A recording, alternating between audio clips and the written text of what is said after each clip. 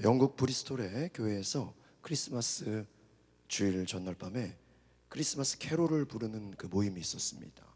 한 20여 명이 모여서 캐롤을 부르게 되는데 피아노 칠 사람이 마땅치가 않았습니다. 그래서 반주자가 없어서 난감해하는데 사람들이 그게 목사님이 한 할머니를 향해서 이렇게 말했습니다. 우리 저 영상 설교로 띄워주세요. 헬렌, 당신이 있으니 피아노 칠 사람 걱정 안 해도 되겠군요. 이 목사님 말한 헬렌이라는 할머니가 어떤 분이냐? 바로 70이 훨씬 넘는 분이었습니다. 그런데 이분이 이렇게 대답했습니다. 목사님, 제가 신경통이 있어가지고 피아노를 칠 수가 없는 거를 잘 알고 계시지 않습니까? 이렇게 질문했어요. 목사님이 더 확신에 찬 음성으로 이렇게 말씀합니다. 창조자인 하나님을 믿는 사람이 그까지 신경통을 두려워하다니 말이 됩니까? 신경통이 당신의 찬양을 덮어버릴 수는 없을 것입니다. 그래서요, 이 이야기를 들은 헬렌 할머니가 신경통이 있는 오른손은 쓰지 못하고 왼손으로 반주를 했다는 거예요. 그래서 사람들이 할머니의 왼손 반주에 맞춰서 아주 감동적인 캐롤을 불렀다고 합니다. 왼손으로 반주한다, 쉽지 않죠. 이 목사님 말씀합니다. 신경통이 찬양을 덮을 수가 없다. 이 영어로 덮어버리다라는 말이 뭐냐면요, 머플이라는 겁니다. 그래서 여러분, 머플러 아시죠? 머플러 덮는 거예요. 여러분 우리의 인생에 많은 문제가 있어요. 어려움이 있어요. 그러나 이 문제가 우리가 하나님을 예배하는 그 예배의 찬양과 감사를 덮어버릴 수 없다라는 것입니다. 믿음으로 여러분, 우리가 하나님께 드리는 감사와 예배의 감격을 드리시기를 바랍니다.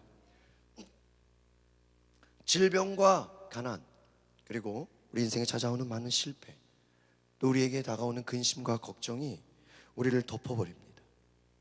하나님을 찬양할 수 없게 만들어요. 때로는 우리의 인생에 찾아오는 많은 문제들이 하나님께 예배할 수 없는데 많은 장애물을 되고 있습니다. 우리의 인생에 찾아오는 경제, 모든 가정, 여러 가지 우리의 직장, 많은 문제들이 하나님을 예배하는데 장애와 걸림돌이 되고 있습니다. 그러나 여러분, 하나님의 은혜가 여러분의 삶을 덮어주시는 것을 기억하시길 바랍니다.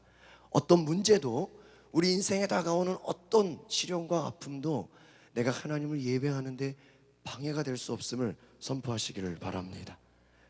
우리 같이 한번 말씀 읽어볼까요? 시작.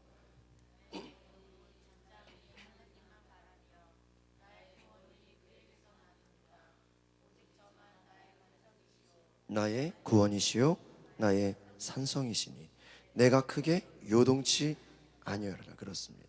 다윗이 찬양합니다. 하나님은 나의 하나님이십니다. 나의 반석입니다. 내가 흔들리지 않겠습니다. 여러분, 예배자가 무엇입니까? 어떤 상황에서도 흔들리지 않는 것입니다. 여러분, 어떤 상황 속에서도 예배할 수 있는 은혜가 있으시기를 바랍니다. 우리가 예배하기 위해서 세 가지를 말씀드립니다. 첫 번째, 하늘에 속한 신령한 복을 받는다라는 거예요. 예배하는 자는 어디에 속한 거예요? 하늘에 속한 거예요. 동서고금을 막론하고 사람들의 가장 큰 관심이 무엇인 줄 아십니까? 어떻게 하면 내 인생을 행복하게 사는가 하는 거예요. 영국의 심리학자 로스웰과 인생 상담사 코언이라는 사람이 자신이 얼마나 행복한가를 스스로 측정하는 이 행복지수, 이것을 발표했습니다. 이 공식에 따르면요, 인간의 행복에는 다른 어떤 요소들보다 사람들이 세 가지를 중요하게 생각한다는 거예요. 첫 번째가 뭐냐? 건강이라는 거예요. 그리고 건강이 중요하죠. 건강 다음으로 중요하게 생각하는 것이 무엇일까요?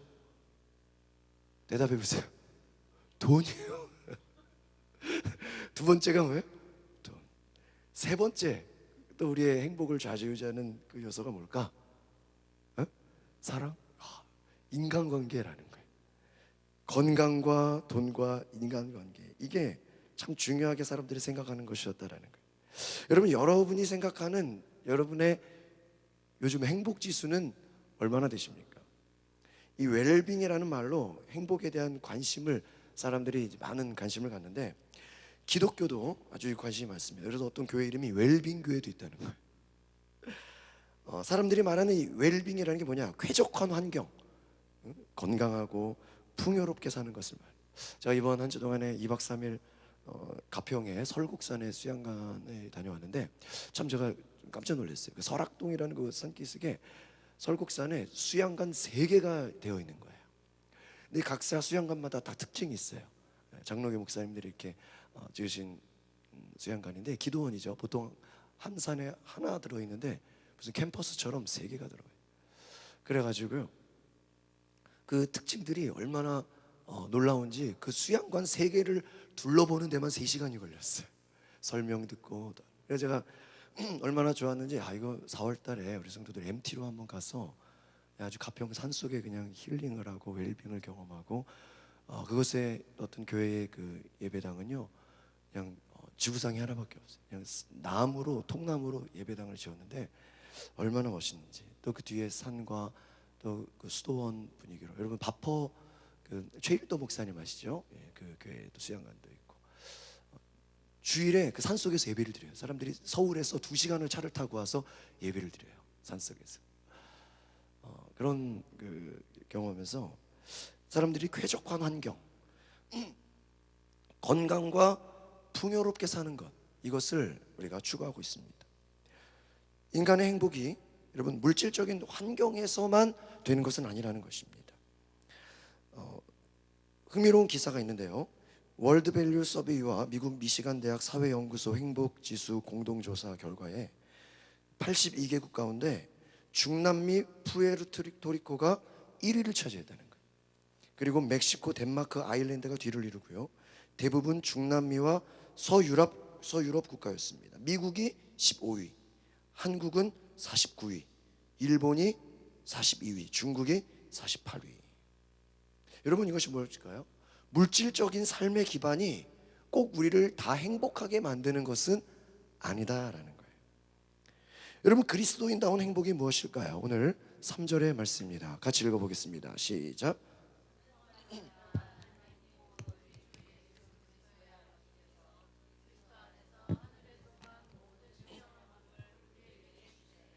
네, 그렇습니다. 그리스도 안에서 하늘에 속한 신령한 복, 이 신령한 복 가운데는 여러분 우리 인생을 사는 행복도 들어있는 줄 믿습니다.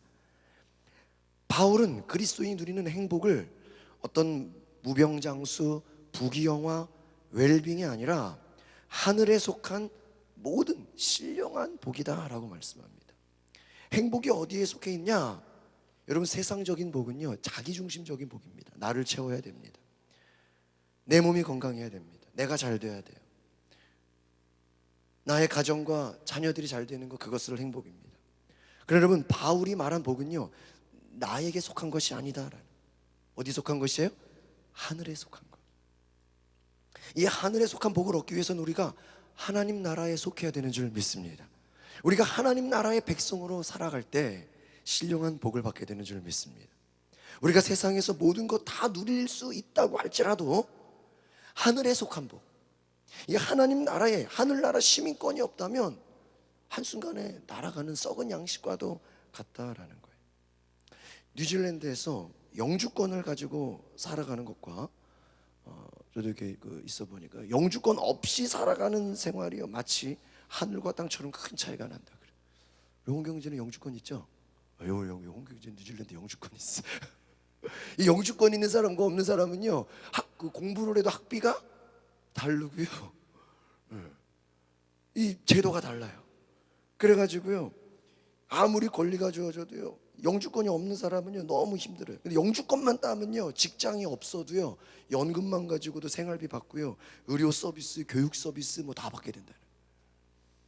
모두들 영주권 받으려고 노력해요. 근데 이거 하려면 영어 시험에도 합격해야 되고요, 보통 쉬운 게 아닙니다. 한 목사님이 한 3년 정도 돼가지고 영어 시험에 합격하고 노력해가지고 영주권을 다 받았다 그래요. 안정적으로 살 수 있게 됐다 그래요.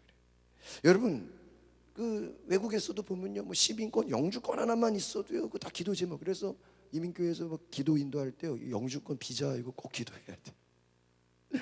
왜요? 이거 하나만 있으면 인생이 달라지는 거예요. 여러분 그것을 얻기 위해서 노력합니다. 뭐 애를 씁니다. 그런데 여러분, 우리가 정말 하나님 나라, 하늘나라 영주권을 갖고 있습니까? 여러분, 그 하나님 나라의 영주권, 그 속한 복을 누리고 있습니까? 그것을 받기 위해 여러분 무엇을 하고 있습니까? 우리가 예수 믿기 전에는요, 이 땅의 세상적인 복만을 추구합니다.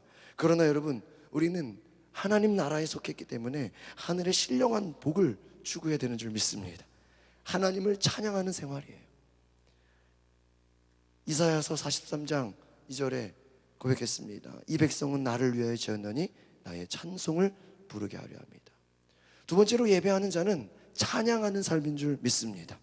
하나님 나라의 영주권을 얻은 우리는 세상에 부러울 것이 없다라는, 우리 옆에 있는 분들에게 고백하세요. 당신은 하나님 나라의 영주권이 있습니다. 여러분, 미국 시민권 부러워하지 마세요. 다른 영주권 부러워하지 마세요. 우리는 어디가 있어요? 하나님 나라의 영주권이 있어요. 그냥 주어지는 것이 아니에요. 이게 그냥 거저되는 것이, 하나님의 아들 예수 그리스도께서 십자가에서 피 흘리신 그 대가를 지불해서 우리에게 주신 것인 줄 믿습니다. 이 놀라운 구원의 사건이 즉흥적이나 감정적으로 된 것이 아니다. 창세 전부터, 오늘 말씀에 보면 준비되었다, 계획되었다. 우리 하나님께서 여러분을 위한, 나를 위한 창세 전부터 계획하고 계신 이 하나님의 은혜와 사랑을 찬양할 수 있기를 바랍니다. 우리가 먼저 하나님께 예배 드리는 것이 목표라는 거예요. 그 예배가 삶의 우선순위고 찬양하는 것이 우리의 진정한 삶인 줄 믿습니다. 여러분, 그래서 예배는 어떻게 해야 되냐? 구원의 감격 속에 드리는 찬양인 줄 믿습니다. 감사의 고백이에요. 하나님 만나고 싶어서, 하나님 앞에 나아가고 싶어서. 여러분, 예배 드림에 있어서 그냥 우리가 순서대로 기도하고 찬송하고 그냥 순서대로 가는 것이 전부가 아니에요. 이 예배에는요, 한번 따라하겠습니다. 결단, 헌신. 예배에는요, 우리의 결단과 헌신이 따라온다. 그래서 여러분이 예배 끝나고 나갈 때 한번 따라해보겠습니다. 일상의 예배. 이제 여러분이 주일 예배가 끝나고 집에 갈 때는요, 뭐가 시작되는 거예요? 일상의 예배가 시작되는 거예요. 조지 워싱턴 일화 가운데 전투 중에 있었던 이야기가 있습니다. 전투에서 미군이 고전을 면치 못하고 있었어요. 식량이 떨어지고 몹시 추운 겨울이었습니다. 정부의 실찰단이 와서 현명하신 워싱턴 장군이요, 당신의 지혜와 용기는 대단하십니다. 막 워싱턴을 칭찬하고 막 높였다는 거예요. 그러자 이 워싱턴이 그런 얘기를 했습니다. 내가 그런 말을 듣는다고 해서 기뻐할 것 같습니까? 한마디 말하십시오. 도대체 지금 당신은 나라를 위해서 무엇을 하고 있습니까? 많은 기독교인들이 예배 드릴 때마다 하나님의 이름을 높이고 좋은 말로 하나님께 경배 드립니다. 그러나 하나님은 이 말로 우리가 말뿐인 예배를 받으시는 게 아니라 우리가 삶에서 실천하는, 도대체 너는 나를 위해서 무엇을 하고 있느냐? 진정한 예배자는 주님을 위해 살아가는 것인 줄 믿습니다. 그래서 사도 바울이 이렇게 말합니다. 로마서 12장 1절에 너희 몸을 하나님이 기뻐하시는 산 제사로. 예배가 무엇인가? 예배에 나와서 순서대로 참석했다는 것이 다가 아닙니다. 내 몸이, 내 삶이 하나님이 기뻐하시는 산 제사로 살아가는 것인 줄 믿습니다. 그러니까 내 생활 속에서 구체화된 하나님이 기뻐하시는 삶을 실천하는 은혜가 있으시기를 바랍니다. 부산 가야 침례교회에 안경생 집사라는 분이 있습니다. 이분이 독실한 기독신자예요. 동아화학공업사의 사장이기도 합니다. 그가 옛날 생활이 아주 가난했을 때 처남댁에 가서 처남이 하는 그 사업을 도와주며 그 밑에서 생활을 유지했다 그래요. 그러니까 남 밑에서, 그 친척 밑에서 일하는데 얼마나 힘들었겠어요. 수입이 얼마 되지 않았어요. 그런데 수입이 얼마 되지도 않는데 적으면 적은 대로, 많으면 많은 대로 이분이 11조를 드렸다는 거예요.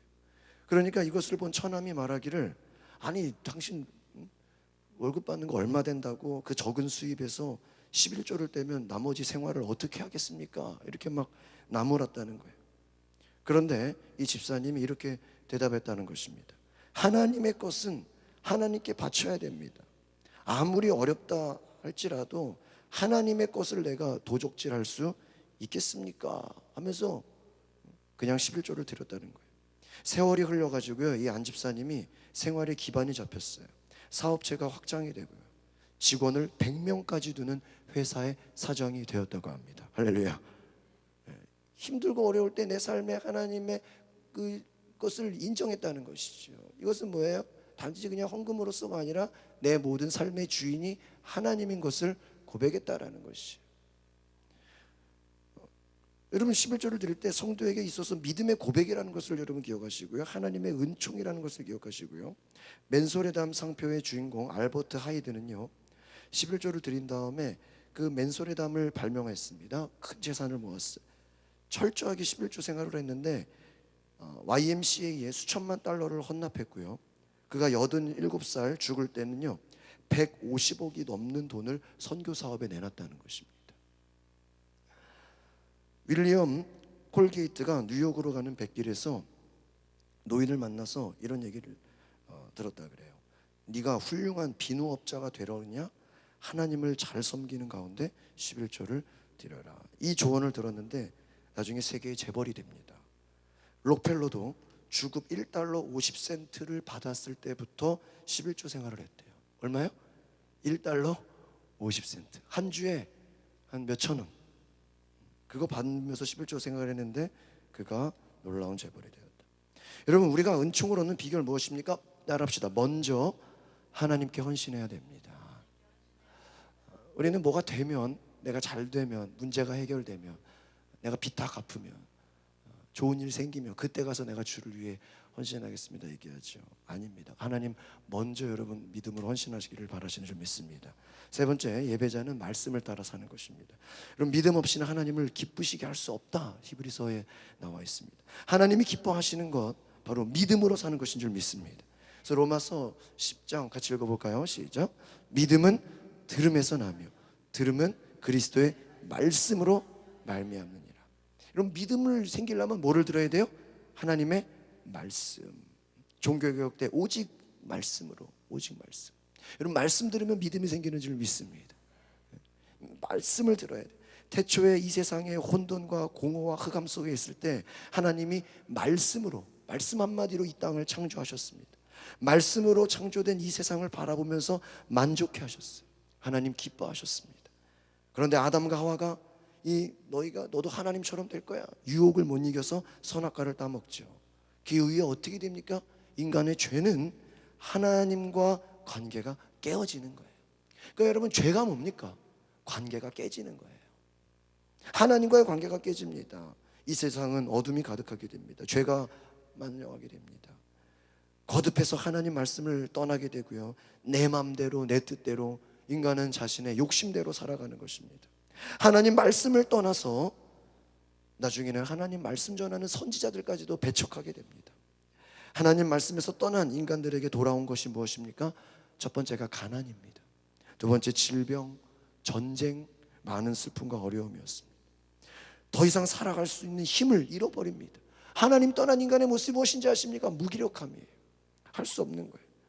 그러나 하나님은 그들을 내버려 두지 않으시고 창세전부터 계획하셔서 말씀이신 예수 그리스도를 이 땅에 오셔서 십자가를 지게 하셨습니다. 그래서 예수님을 요한복음 1장에 뭐라고 해요? 말씀이시다. 십자가에 너를 돌아가심으로 우리가 예수로 말미암아 하나님의 자녀가 된 권세를 가진 줄 믿습니다. 그래서 우리는 하나님 나라의 시민권자로 살아가는 줄 믿습니다. 이제라도 우리를 위해서 희생하신 예수 그리스도의 말씀대로 사시기를 바랍니다. 여러분, 올 한 해 말씀대로 승리하시길 바랍니다. 말씀대로 사는 것이 무엇이냐? 바로 우리를 구원하신 하나님을 찬양하는 것이다. 하나님의 말씀대로 살기 위한 구체적인 여러분 실천 방안을 어떻게 세우냐? 한번 따라해봅시다. 하루에 성경을 3장씩 읽읍시다. 한번 해보세요. 몇 장씩? 하루에 3장. 여러분 아침, 점심, 저녁 먹잖아요. 한번 오늘부터 해보세요. 하루에 성경을 3장씩 읽으십시오. 그러면 여러분 반드시 믿음이 생길 줄 믿습니다. 영적인 양식인 말씀을 먹는 것, 말씀을 먹어야 돼요. 말씀을. 육신의 양식을 먹는 것보다 더 중요한 거예요. 여러분, 믿음이 없다고 불평하지 마시고 말씀을 먹으시기 바랍니다. 육신의 양식을 하루만 먹지 않으면 어떻게 돼요? 한 끼만 굶어도 어떻게 돼요? 우리는 막 힘듭니다. 여러분, 영적인 양식에 대해서도 갈급함을 가지시기 바랍니다. 아모스 8장 11절입니다. 같이 볼까요? 시작. 양식이 없어 주림이 아니며 물이 없어 가람이 아니요 여호와의 말씀을 듣지 못한 기갈이라. 우리의 물질적인 굶주림, 어떻게 보면 영적인 굶주림에서 나올 수 있다라는 거예요. 우리가 예배에 참석하는 것을 게을리해서는 안 됩니다. 여러분, 주일 예배뿐만 아니라 주중의 예배에도 성실하게 말씀 듣는 것을 사모하시기를 바랍니다. 또 여러분, 소그룹, 수요 예배, 금요일 새벽기도, 하여튼 할 수 있는 한 말씀을 많이 들으시기를 바랍니다. 우리 같은 경우는 이렇게 또 홈페이지나 또 영상이 올라가죠. 빠졌으면 빠진 말씀 다 들으세요. 여러분, 말씀을 들을 때 우리 가운데 사모하는 마음으로 하나님께 나아가면 성령님이 우리에게 함께 하시는 줄 믿습니다. 여러분, 말씀이 충만하면요, 우리 가운데 은혜가 넘치는 것입니다. 어떤 청년이 이어폰을 꽂은 채 라디오 채널 락 음악에 맞춰서 춤을 추면서 길을 걸어가고 있는 거예요. 너무 음악에 심취해서 건널목에서 신호가 바뀐지도 모르고 막 그냥 춤을 추는 거예요. 자동차가 지나가는데 방해가 돼요. 어떤 운전자가 차에서 내려가지고요, 그 청년의 귀에 이어폰을 뺏어버렸어요. 그제서야 청년이 자기를 보면서 도망갔습니다. 신나는 음악을 들었던 그 청년이요, 자기는 재밌었지만 다른 사람들에게 방해가 되는 걸 몰랐던 거예요. 여러분, 우리가 세상에 살면서 우리도 하나님께 우리의 관심을, 초점을 맞추는 것이 아니라 세상에 재밌는 일, 세상에 좋은 일, 그 세상 것에 우리가 살아가고 있을 수 있습니다. 세상 즐거움을 따라가요. 여러분, 예배는 무엇입니까? 하나님께 우리의 초점을 맞추는 것인 줄 믿습니다. 여러분, 올 한 해 예배를 통해서 하나님께 우리의 인생의 초점을 맞추시기를 바랍니다. 여러분, 우리가 어떤 것에 관심을 두느냐, 그게 여러분 자신이라는 거예요. 여러분이 어디다 관심을 둡니까? 그것이 여러분의 모습입니다. 세상 사람들과 달라야 돼요. 우리의 최대 관심사는 세상이 추구하는 것과 달라야 됩니다. 하늘에 속한 신령한 복을 받은 사람으로서 최선을 다해 예배드리시고 말씀을 따라 순종하면서 하나님을 찬양하는 삶을 살아가시길 바랍니다. 하나님이 기뻐하시는 사람들이 되실 줄 믿습니다. 기도하겠습니다. 거룩하신 주님, 우리 인생에 찾아오는 많은 문제들, 아픔과 슬픔과 고난과 절망이 하나님을 찬양하는 것을 막을 수 없음을 알게 하여 주시옵소서. 내 인생에 어떤 문제가 찾아와도 하나님, 그것을 막을 수 없습니다. 내가 끝까지 하나님을 예배하는 우리 가운데 하나님의 말씀으로 다스림을 받고 하나님, 특별히 하나님을 찬양하는, 하나님을 주인으로 고백하는, 하나님께 초점을 맞춘 삶이 되게 하옵소서. 예수 그리스도 이름으로 기도합나이다. 아멘.